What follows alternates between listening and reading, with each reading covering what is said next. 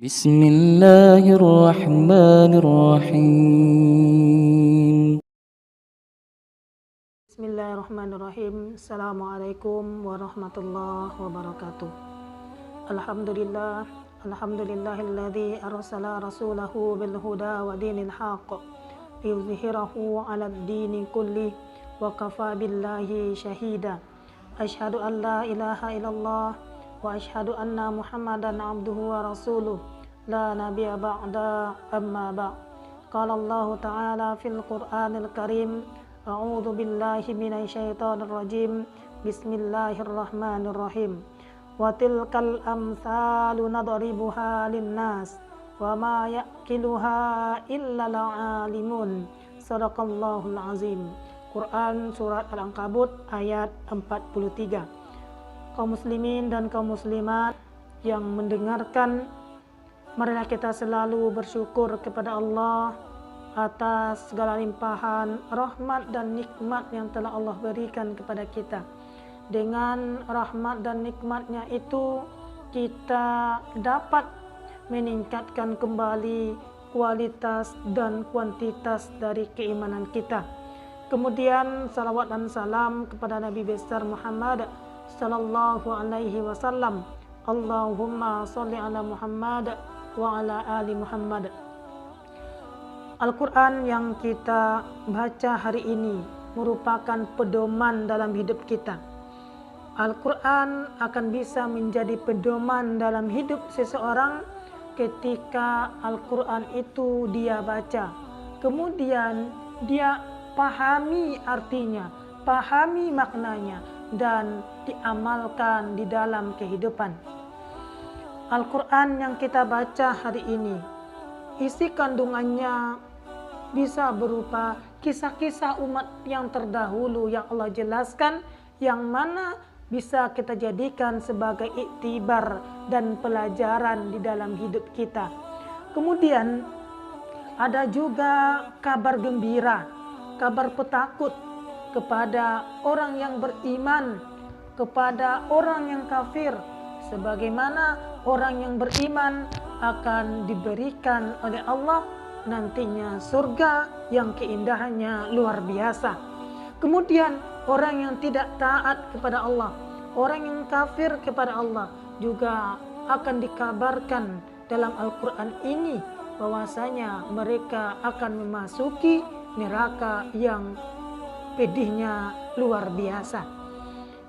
Di samping itu, dalam Al-Quran juga terdapat perumpamaan-perumpamaan, amsal-amsal, contoh-contoh yang Allah berikan kepada kita.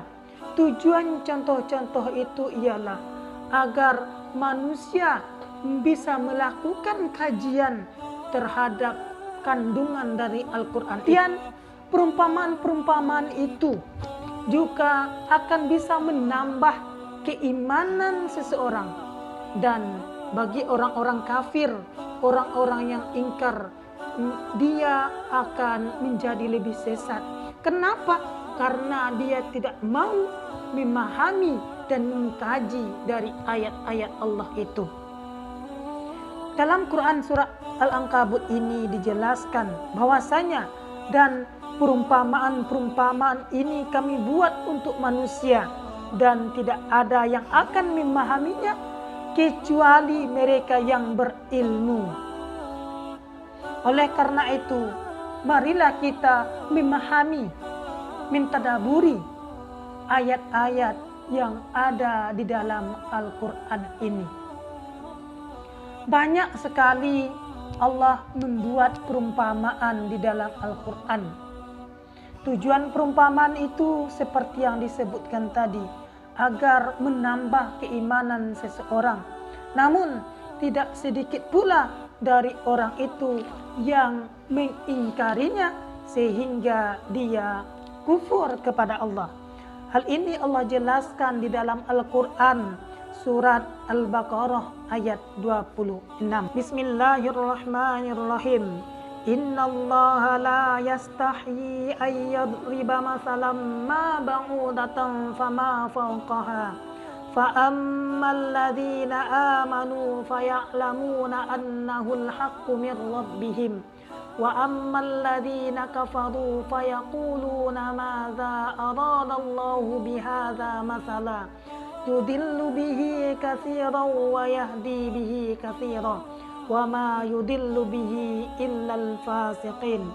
Sesungguhnya Allah tidak segan membuat perumpamaan seekor nyamuk atau lebih kecil dari itu.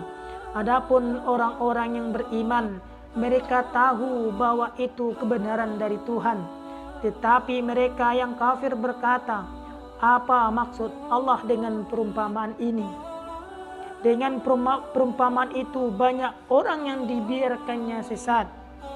Dan dengan itu pula banyak pula orang yang dia beri petunjuk. Tetapi tidak ada yang dia sesatkan dengan perumpamaan itu selain orang-orang yang fasik.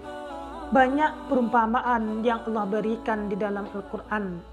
Misalnya saja di dalam Quran surat Ar-Rahman, Allah memberi perumpamaan terhadap penciptaan manusia yang seperti tembikar. Silakan bisa dilihat dalam Quran surat Ar-Rahman ayat 14. Kemudian Allah juga memberi perumpamaan dengan seperti batu yang ada tanah di atasnya, yang mana ketika air hujan tanah itu disapu bersih oleh hujan tersebut. Ini perumpamaan yang Allah berikan kepada orang-orang yang ria di dalam hidupnya ketika beramal. Bisa kita lihat dalam Quran surat Al-Baqarah ayat 264. Kaum muslimin, kaum muslimat rahimakumullah. Banyak lagi perumpamaan-perumpamaan yang Allah berikan di dalam Al-Quran. Tujuan perumpamaan itu ialah agar kita mengkajinya, agar kita berpikir, agar kita mempelajarinya.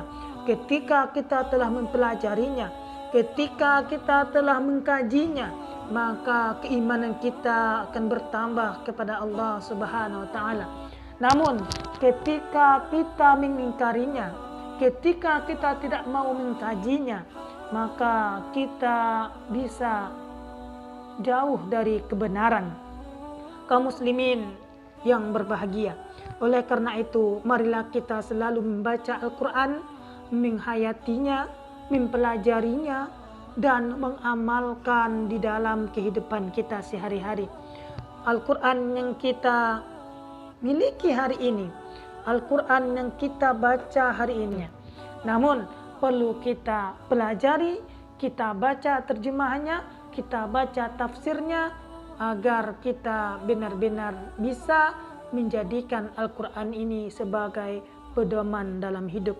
Karena Al-Quran Allah turunkan dalam bahasa Arab, yang mana tentu perlu kita cari kandungannya, kita pelajari makna-makna yang ada di dalamnya. Mungkin ini yang dapat kami sampaikan, semoga bermanfaat bagi kita. Fa'tabiru ya ulil absar la'annakum turhamun.